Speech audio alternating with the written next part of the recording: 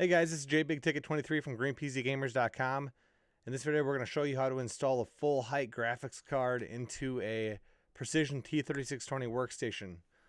So this video will also be helpful if you have a T1600, a T1650, or a T1700 because they use the same chassis that has the same fixed drive cage.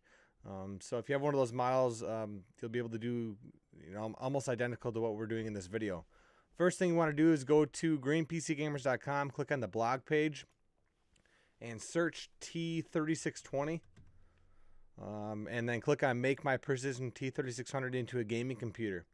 So this page has a bunch of awesome upgrade ideas for T3620 workstations. So you can use it as a great resource. It also shows you a prerequisite that you'll need before you can actually install a full height graphic card into a T3620. We have a video set it's right at the bottom called How to Install a 700 Watt Power Supply into a Precision T3620.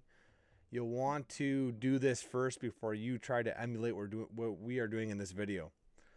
So go check that video out because that'll show you how to do the upgraded power supply so you can actually install a full height graphics card into your T3620. Okay, so let's get to the actual install. So here's our T3620 workstation, and we're going to go ahead and remove my picture so you can see the whole picture. We have, as you can see, a full height card, and this card requires an 8-pin power, which you're not going to get from the 360 watt or 290 watt power supply that's installed in your stock T3620. Okay, so we're just going to show you this graphics card is about 11 inches long. It's not it's exactly 11 inches long. And so there's just simply not enough room in our T3620 to mount this card. So all right, let's put the side panel, or take the side panel off, and take a peek inside of our T3620. So see this drive cage down here on the right side? We need to remove that to be able to install the graphics card. Now here's our 700 watt power supply. Again, go to GreenPCGamers.com or subscribe to the YouTube page and find the 700 watt power supply video. Watch it. It'll show you how to install that power supply. Now you might be thinking, okay, so if I remove the drive cage, where am I going to install my hard drives? Well, the T3620 has a slot for an NVMe.2 solid state drive. So in this case, because we have a T3620, that's what we're going to install for our storage. If you have a T1600, T1650, or T1700, you can easily get creative, and above or below where the drive cage actually is, you could Velcro or command strip some solid state drives right to the chassis because you're going to remove the drive cage. All right, so the first thing we need to do to access all of our rivets is remove our bezel. You can see how we're doing that. And now that we've done that, we have access to all of the rivets. There's a whole bunch of them, and there's more than we even thought there would be. So keep an eye on the video. We have 5 on the bottom. Now we did remove this one right here just as a test run for seeing how quickly we could drill through them. But I mean, they literally drill through like butter. This is a smaller, I think a quarter inch bit for these bottom rivets, and we end up having to use a larger, I think 5/16 inch bit to remove the front rivets. All right, so we have a little note: make sure to recharge your battery before you do this, because I had to swap out and get a new battery in the middle of removing the rivets. All right, so they drill out pretty easily, and once you drill them out, you'll feel that metal cage getting loose. Now, there's 5 rivets on the front. This is where we switch, I believe, to the 5/16. There might be a little bit smaller drill bit. And so I'll remove those rivets. And then there's 3 more on the bottom here. And these, I mean, they pop up pretty easily. The hard part was actually finding the rivets that were inside the chassis. And then we had to use an extension off of our drill bit to get those out. All right, so we're moving on. So the cage, as you can see, we're shaking a little bit. It's getting a little bit looser. All right, so there are approximately 6 internal rivets, and you can see them if you're looking inside the chassis. Now, this was kind of a tough angle for us, and we had to put more pressure than we thought. So you're better off laying the system on its side and going from the top so you have more leverage on your drill.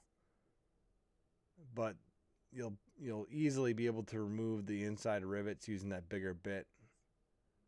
And once you get all of these internal rivets removed, the drive cage comes out pretty easily.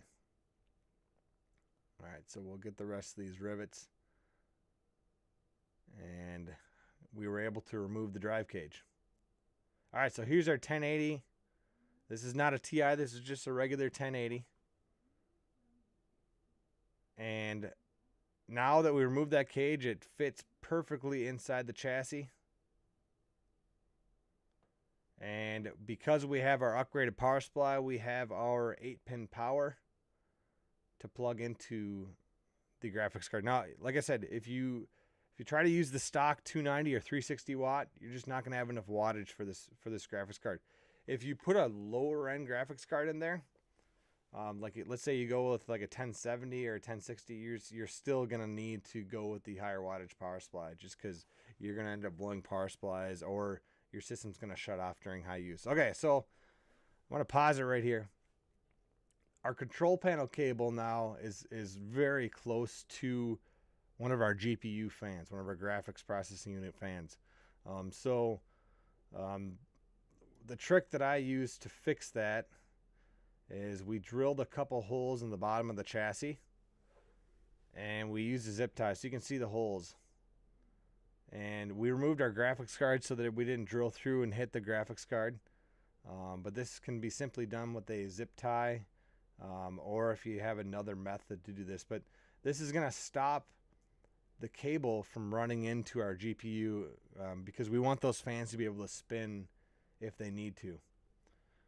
So that was our fix for that. And the zip tie worked out perfectly because it still allows our system to sit just fine without rocking.